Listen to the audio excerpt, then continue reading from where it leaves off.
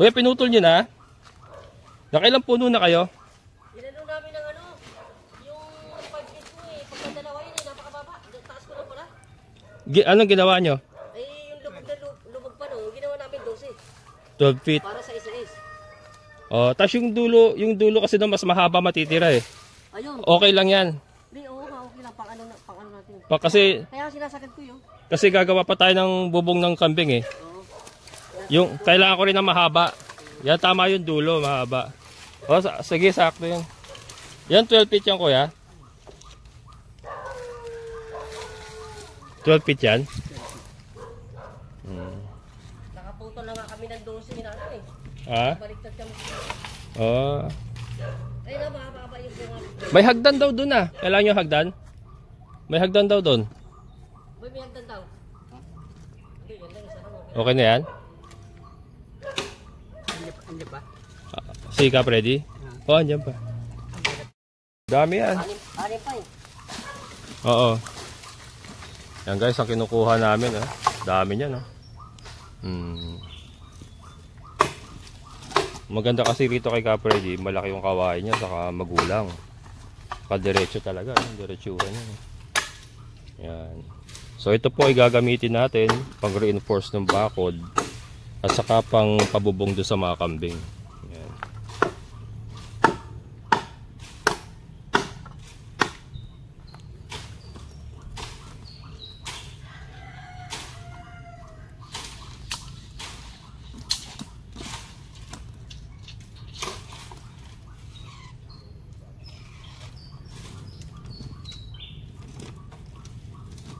Yan, pinuputol namin ng 12 feet para maisakay namin sa sidecar. 12 feet yan, kuya? Tapos bukas yun ay babaon to, kuya. May gawa ba kayo bukas? Bukas na. Oo, kasi pagod na kayo ngayon eh. Basta natapos namin itong ano.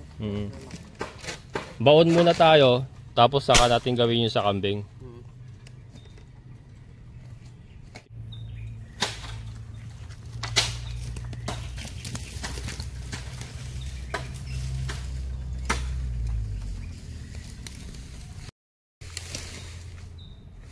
Yung pagka natapa kami yung tinik niya, masakit din yan. Tumatago sa tsinelas yan. Napakalaki kasi nitong puno ng kawayan na to. Napalaki ni Capredi ng ganito to. Pero matagal na yan siguro. Ilang taon na rin siguro yan. Matagal na ba itong kawayan na to? Matagal na, no? Ano na? Ano na yan? Yung parang pangalawang ano na to eh. Ah, pangalawang usbong na? Oo. May mga ano na eh. Ah, sa ilalim may mga ano. Kaya ito mga magaganda yung tumubo. Ah. Saka mga lahi dito malalaki. Malaki nga to eh. Nakabili ako sa kanya dating isa, napakalaki. Yung ginamit mo? Halos di madala na isang taong mataba. Paahon. Oo. Yung pinabaon ko sa'yo, hindi namin nabuhat yung paakit eh. Dalawa na kami. Tingnan mo, 4 pa lang ang dami daw. Kaya nga yun. Ay, yung 6 pa. Kaya nga ito gusto kong makuha kasi malalaking kawayan. Oo. Malalaki talaga. Pag mga kailangan mo, dito ka na, no? Oo, dito na. Kahit tataga kami lang. Kaya lang baka may... Sabi pa yun, papaubos nga raw yun. Papaubos nga raw niya yun eh. Hindi naman naubos nila utol eh. Oo. Tinanong ko kanina, sabi ko, ano ba nangyari ka ako nung sa inyong nautol? Eh di, pati yung bayugin, tinaga nila eh. Ano naman yun, hindi naman kasama sa bilang. Ayun na, ayun na.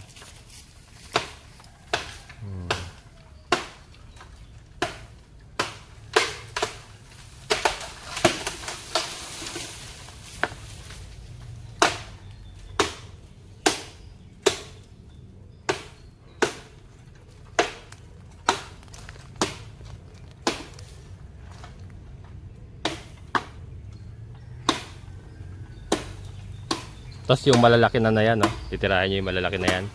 Yung katabi niya. Hindi, pag mura mo. Kasi yung mga... Ah, pinipili nyo yung magulang. Oo, kasi wala pa. Muro ka agad yung ano mo. Ah, kahit yung mga malalaki na yan, mga mura pa yan? Oo, wala pa. Wala pang dahon. Ah. Pipiliin mo talaga. Oo nga, no? Ah, so pinipili nyo pala yung mura, ay yung magulang. Kasi yung boss, diyan ka... Bumili pa tayo kung tatagain naman namin yung mga... So wala pala wala sa laki ano? Oo, wala. Nasa ano pala? Gulang siya. Oo, ayun oh guys oh. Ayan yung mataba na yan na nakikita oh. Pag tinignan mo sa taas, wala pa palang ano, Dahon. wala pa palang dahon, matulis pa sa taas niya. So akala ko, malaki na yan. Malaki talaga yan pag gumulang na, no? Nako. Malaki yan. Kasi oh, laki na oh. Taba niya yun guys oh, yung nakabungad. Pero pag tinignan natin sa taas, wala pang ano, wala pang mga dahon. Ayan. So, pinipili nila yung magugulang pala. Maraming lamok. Yung problema dito guys, medyo maraming lamok. Ako, napakarami talaga dito. Oo, kasi ano eh, daming dahon. Daming ano. Makibunot yung ito, boy.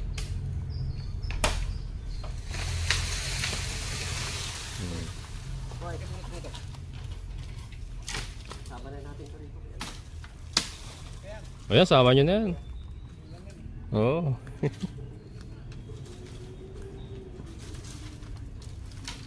Yan. Pwede rin pang ano-ano yan. Mas malakas ako.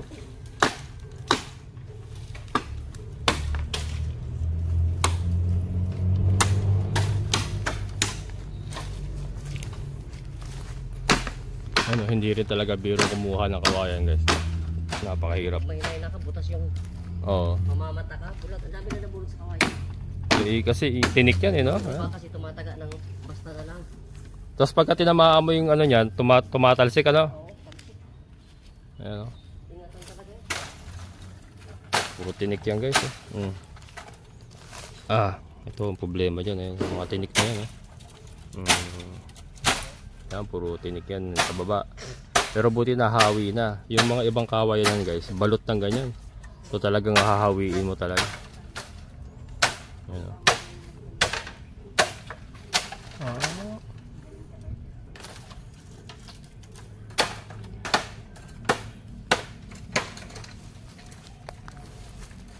Sabi mo siya may likod mo niyan, boy. Yung dilaw na yan. Maganda tagay dyan. Oh, ayan. Mga dilaw na yan.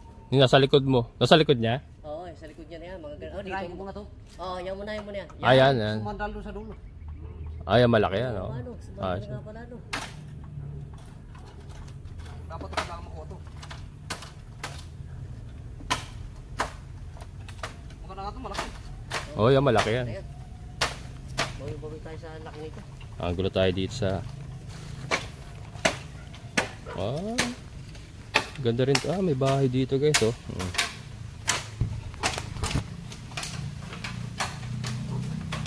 Area ni Capredi oh. May nakatira din pala dito. Ayan oh, bahay. Ay, si ate oh.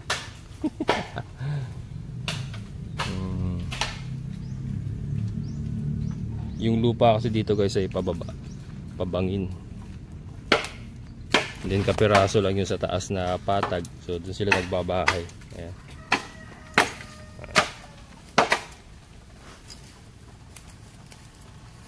Malaki tong kukunin ni kuya oh.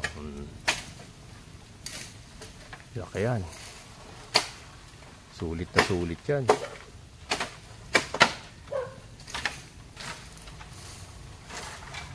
Ayan guys, kung sa iba natin bibili itong ganito, yung mga ganitong kawayan, ano na to, nasa 300, 400 na yan, yung isang buong ganyan. Yung sa mga nagtitinda ng kubo, yung gumagawa ng kubo, alam ko nagbebenta sila ng mga ganyan, 300 to 400 ang presyuhan nila yan. Yan.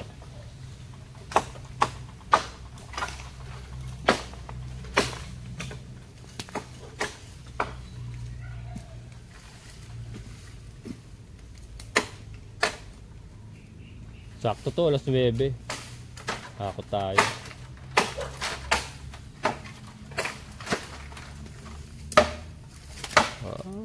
Ano? Nagkamali ka yan, yung paa mo madadali. Kaya babagsak ko. Maganda guys, oh. Taba. Malaki.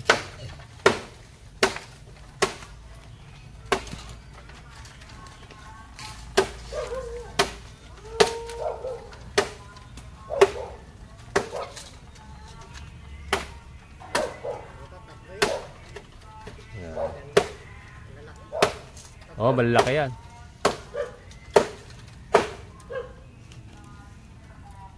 Sabay-sabay yung tatlo na yan. Ayan. Oh, magkakadikit. Sudi ka na, boss. Ha? Sudi ka na. Oo. Kawayan. Pagkahagat di pa naubos. Ano ba kailangan mo? Dami na. Kaya nga eh. Daan yan. Kaya lang gagawa rin yata silang kubo eh. Sino? Gagawa yata silang kubo. Siya. Sila Kapredi oh. Ay, hindi po. Hindi babagsak yan. Kailangan yan. Ay, hindi ba yan? Putol pala sa dulo yan, boy. Oo, tungkol. Tungkol. Hindi mahaba po naman? Oo. Mga 3 siguro.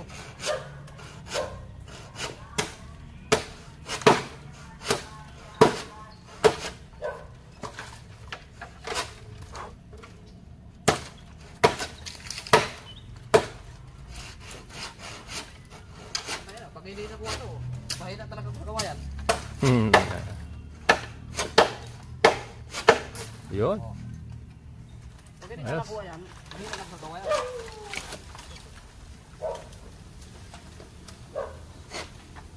Ingat-ingat. Sabi kayo, sumali mabagal sa tao. Walang... Baka madisgrasya eh. Yan ang problema. Paano siya ilalabas?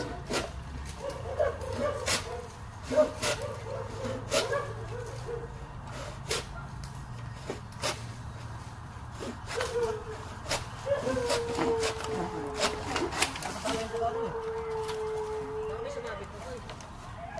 Mata mo magkabay yung trabaho. Oo, dumaso. Masama ka sa bilusot. Ha? Ano? Kumalang doon sa taas eh. Ano ka hawak mo, Rick? Ay ka. Ah, ito. May nagasabit. Sabi ko sa'yo eh. Paamo. Meron pa ah. Talinti nga lang.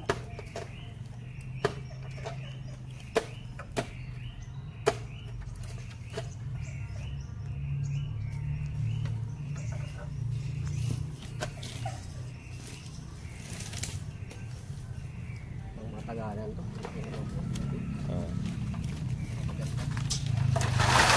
Hop, yan.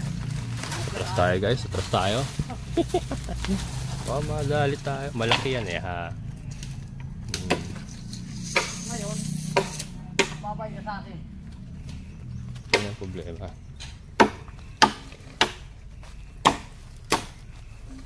Hoy, unahin mo muna. Ito yung mga nakakuha natin guys oh. Yan, so ito ikakarga natin mamaya sa sidecar. Yan. Mabigat, makapalaban yung aking Mercedes-Benz nito guys. Mabigat yan. May dahan-dahan lang, malapit lang naman dito. Malapit lang ako eh. Pick up ready. Yung ating mini farm ay malapit lang. Kaya babagsak to.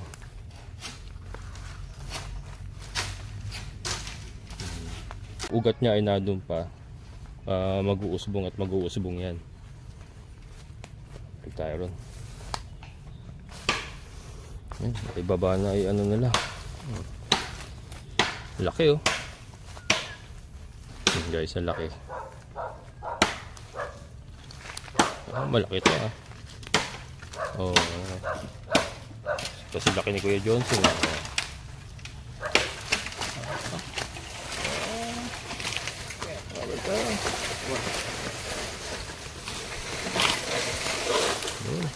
Okay, taba oh. Taba. Ang taba. Grabe. Gulang to. Taba talaga. Ano talaga. Ay, pero yung mga ganyan, pansahig yung mga ganyan, no? Ay, napakaganda nito. Oh, ang ganda pansahig yun. Sahig. Oh, Sahig talaga. Ganda to. yung mga ganyan malalaki pansahig. Yung mga solid naman, pang pang poste yun.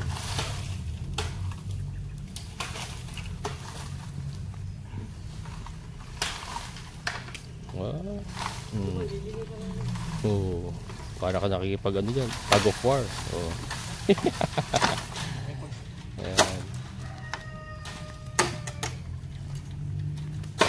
Ayan. Nagdidilim makauulan Sana maubos natin. Ano mata ano? Pang ilan na ba yan? Pang ilan na yan? Apat pa. Pang-anim niya.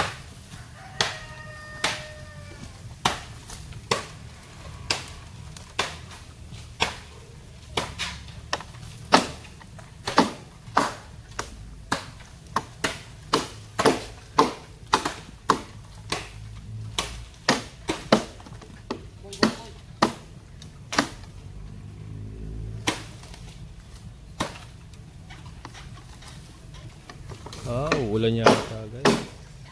Biglang nagdilim ang kalangitan. Yari.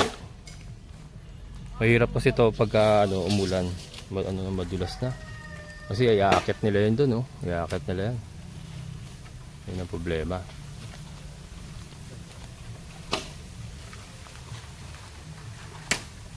Diba niya. Huwag natin basta-basta gamitin niya, kuya. Baka gamitin natin pansahig. Yung ipampuposte natin bukas yung mga maliliit muna. Yung mga malalaki, baka makailangan mo yung mga sagsay. Oo. Marami pa naman yung pagnabiyak. Yung mga ganyan, baka pang sahig ko eh. Pagka nabiyak mo ito ng sariwa eh. Bago na ibilad mo. Oo. Papag ng kambing. Ang guys, pwedeng gawing sahig yan eh. Papag ng kambing. 12 feet yan, kuya? 12 feet? Yung 12 feet namin.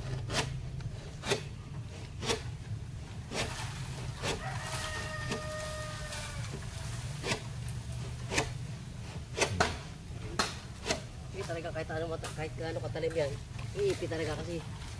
Maano eh. Iniipit eh.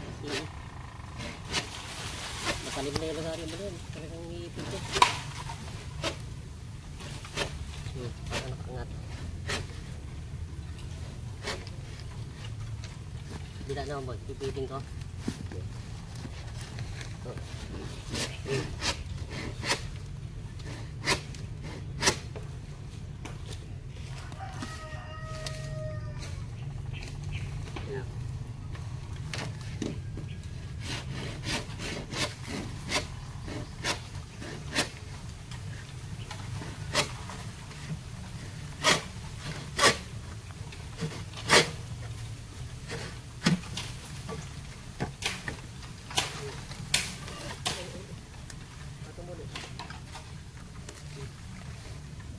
Pahirapan mag ano.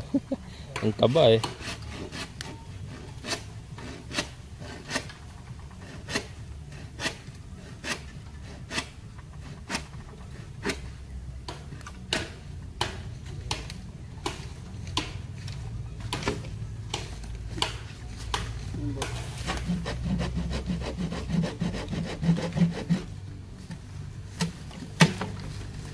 Yun.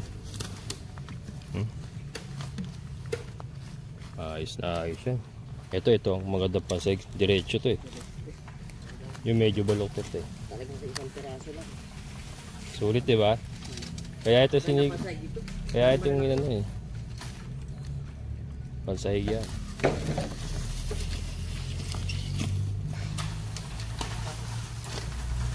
Yung 12 feet naman sa bubong ng kambing po pwede yun. Yung isang 12 feet no? 12. Dalawa ang 2 feet ang baon no?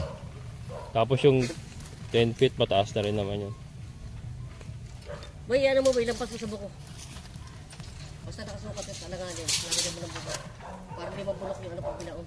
Oo. Kaya naman to eh. Pasahig naman to eh. Pasahig ba? Okay. Wala para kayo.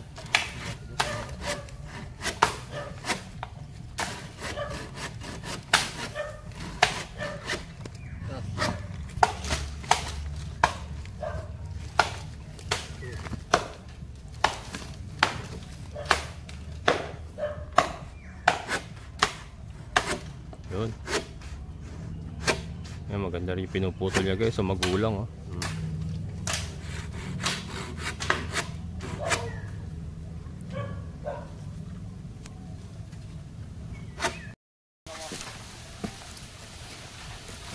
Yun. Kumabit sa puno guys. Oh. Ayan.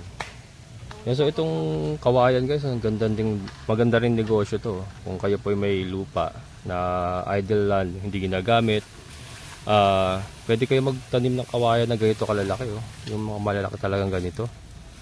Maganda rin negosyo kasi sa pag bumili kayo sa let's say sa mga gumagawa ng kubo, yan po ay magkakahalaga na ng 300 to 400 pesos ang isa. Ayan. So since si Kapredi po ang may tanim, nakuha lang po natin ng ganong kamura. Pero 'di ba? Wala ka naman gastos diyan eh. Pag yan naman ay tinanim mo na, tumubo na. Yan, maghihintay ka na lang ng panahon diyan. At kusa na pong lalaki yan, kusa nang dadami. Ayun oh. Ito dumami lang 'to. Parang ilang piraso lang yata tinanim nila dito. Tapos nag-usbong-usbong na yan sa baba. Hanggang sa dumami na lang ganyan. Ayan. Ito yata ay nakadalawang pudpud na to eh. So napudpud na nila ng una to. And then ito panibago na naman. So pupudpurin na naman yan. Pag napudpud yan, magpapanibago na naman yan na ano. Pero yan kasi may mga bata na dyan eh. May mga umuusbog na dyan na mga bago. So yun. So tuloy-tuloy lang po ang tubo ng kawayan. So maganda rin negosyo. And ito po ay ito talaga hindi nawawala ang gamit nito guys. Lalo na sa industriya ng paggawa ng kubo. Ito po ang numero 1 materyales na ginagamit. Yan, kawayan. So isa ring magandang hanap buhay, isa ring magandang negosyo.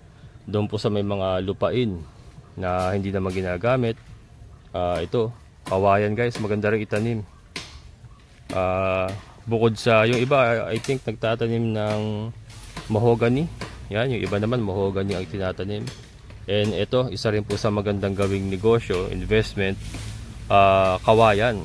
Yan, so minsan ka lang magtatanim, hintay ka lang ng mga ilang taon at may kita ka na. Yan po, ang puno ng kawayan.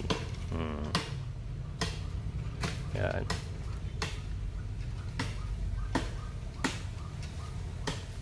Kaya lang, yun nga lang, kailangan may...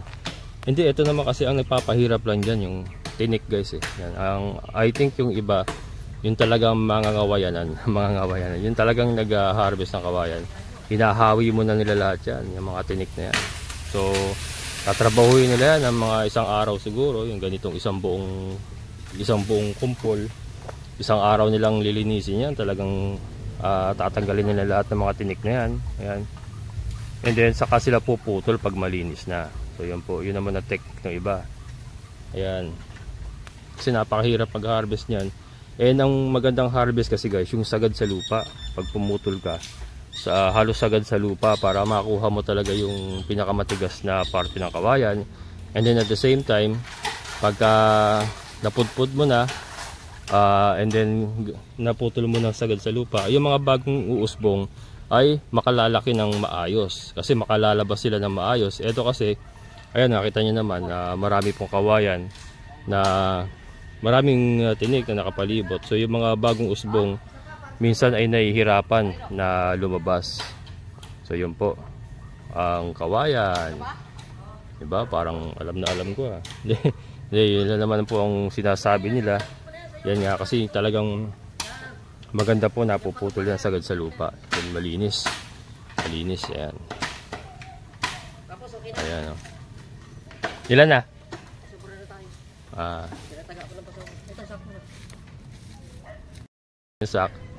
Sakto, maghahakot na tayo. Ayan, so ito tapos na. Maghahakot na kami. Katapos na ito. Puputol-putulin na lang nila yan. And then nahakot na kami.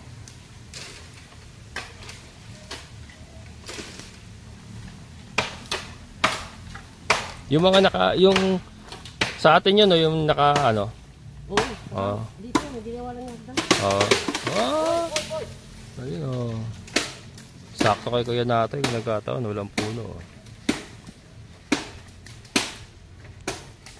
Boy, baka bagsak naman sa paa mo. Meron ako napanood dati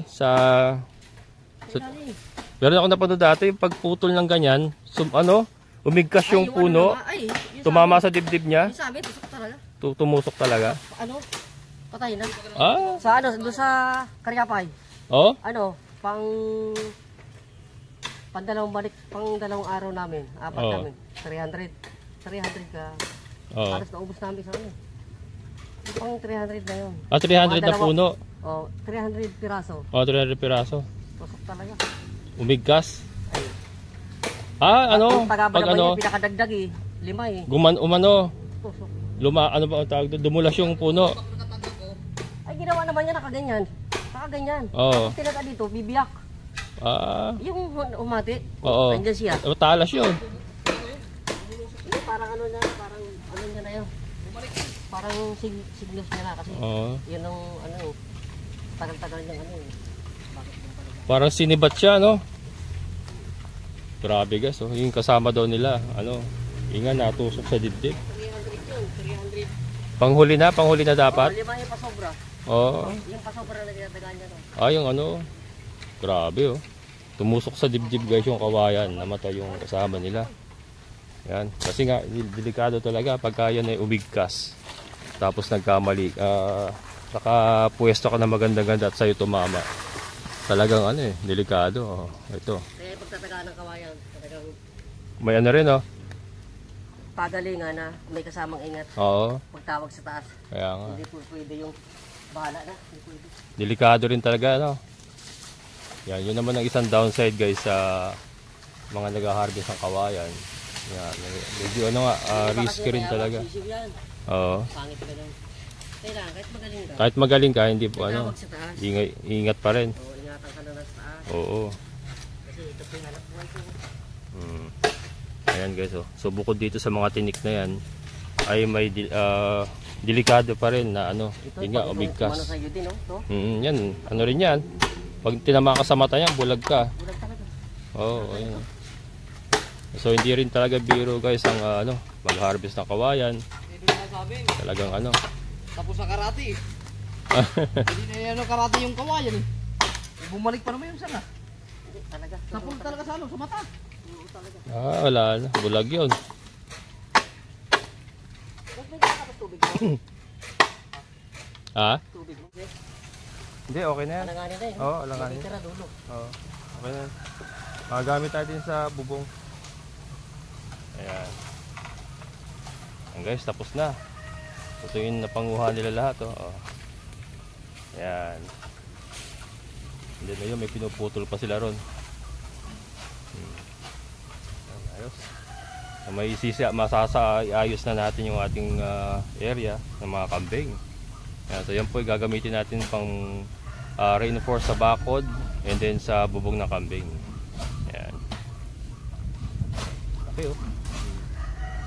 Taba niya, no? Diba? Ayos.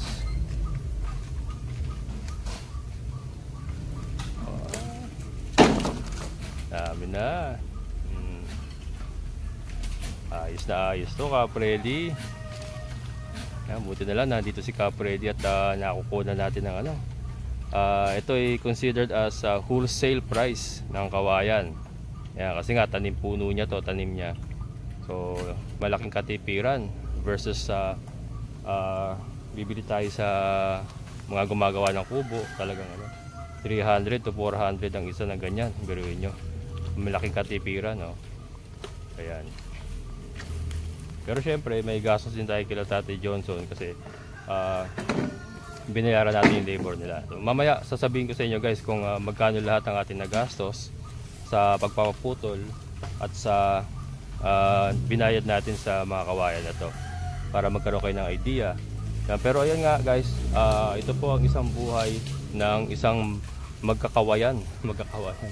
Ang isang labor na nagpuputol ng kawayan. So ayan, nakita nyo, nahatak nila.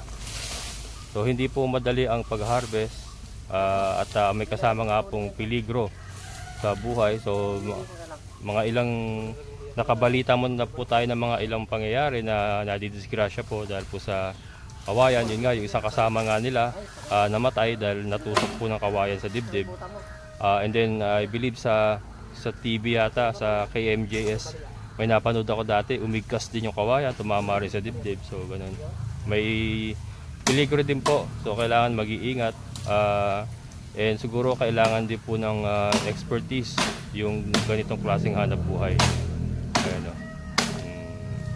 Pero yun, yung isang banda po niya na malaking negosyo din talaga, magandang negosyo rin talaga yung kawayan guys. Yan, katulad ng mahogany. So doon po sa may mga lupa ay maganda rin po mag-invest, magtanim ng kawayan. And then in the long run ay kikita rin po kayo ng, hindi naman po kayo masyadong gumagastos kasi yan naman po ay hindi nyo na kailangan i-manage yan. Basta yan po yung nabuhay, hayaan nyo lang po siyang lumaki, hayaan nyo lang siyang lumago, and harvest na lang po kayo ng harvest yan. Yan po ang puno ng kawayan. Ayan guys, natalian na nila para maiahon na dun sa motor. Ayan, so ito kasama pa ito pala. Ayan. Ang dami pa oh. Dami pa natira oh, biruin mo yan oh. Oh. Dami na natin nakuha. Ayan, 10 piraso kasi, 10 puno po yun yung kinuha natin kay Ka Freddy. And ang dami pa natira oh.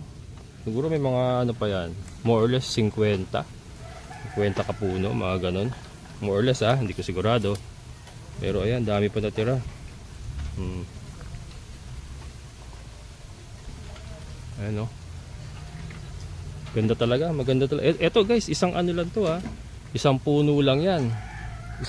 Kumbaga isang grupo. Pero mo yan, malaking ano na, malaking pera na rin. What more kung marami kayong taniman yan. And then may kontrata kayong ano, may mga kakontrata kayong mga gumagawa ng kubo. Ayan, may bahay pala dito. May bahay dito guys oh. Yan, ayun. Aaw na tayo guys at hahakutin na sa motor. Ko para madala sa ano, tumatagos yung tinik guys oh. Pag natatapakan oh, tumatagos sa tsinelas yung tinik.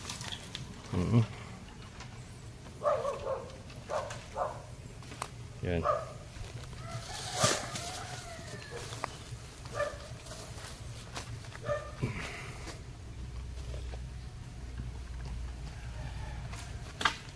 Yan po ang buhay ng isang laborer ng namumutol ng kawayan.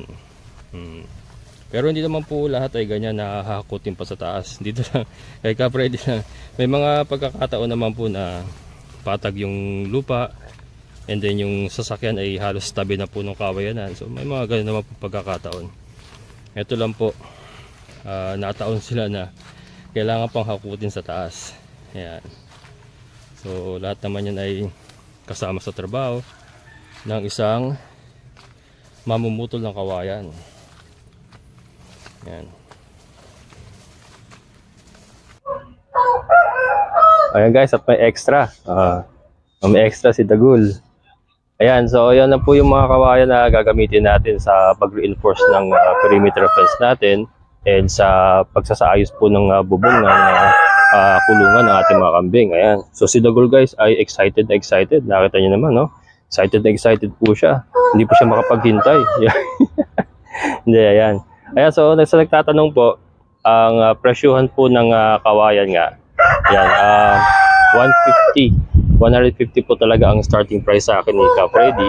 Ayan, hanggang sa natawaran natin ng tawaran, nakuha natin ngayon sa 100 pesos ang isa. Yun nga lang, nagbayad po tayo ng puputol. So, ang binayaran ko po kay Ka Freddy dahil 10 puno po ito, 1,000 pesos. Plus another 1,000 pesos po doon sa 3 tao na pumutol po. So bahala na sila, naghati-hati doon sa 1,000 na binigay ko. So all in all po ay gumastos po tayo ng 2,000 sa 10 puno na nakuha natin kanina. Okay pa rin kasi kung i-breakdown natin yung pumapatak po na 200 po ang isang puno. So nakamura pa rin po tayo kaysa bibili tayo ng 300 or 400 pesos doon po sa mga nagtitinda na parang ano na, yung mga retail na. Ayan, so nakamura pa rin and napili pa natin yung maganda kawayan talaga. Ayan, so yan, sana pinagkaroon kayo ng idea and yun nga po, yung nakita nyo naman yung hirap po ng mamumutol. Yung trabaho po nila ay hindi rin biro, so delikado, mahirap. Yun po ang ipakita natin ngayon. Yan, so susunod na vlog guys ay Yung pagbabakod naman nila dito, pagre-reinforce ng ating mga poste, yun naman po isusunod natin. Pero ngayon, na-secure na natin yung mga materyales na gagamitin natin. Ayan. So ayan, maraming salamat sa lahat po ng mga solid kabokals. Maraming salamat sa mga silent viewers. Maraming salamat po sa inyong patuloy na suporta. And sa mga bago po sa channel ko, kung nagugustuhan na po ang ating mga content, sana po ay mag-subscribe na kayo. And then click nyo lang po yung notification bell para ma-notify kayo sa mga bagong videos na upload ko. And shoutout nga po pala kay Ka Freddy Bautista. Ayan, nakalimutan ko. Kamunti ko nang hindi mabanggit. Yan, Ka Freddy Bautista. Siya po yung may-ari ng mga kawayan. Yan, shoutout Ka Freddy. Maraming salamat. Ayan, so hanggang dito na lang. Muli ito yung kabokals farmer na nagsasabing sabay-sabay tayong mangarap, magsikap at higit sa lahat ay kumilos sa siguradong ulad ng ating amazing na buhay. Bye-bye!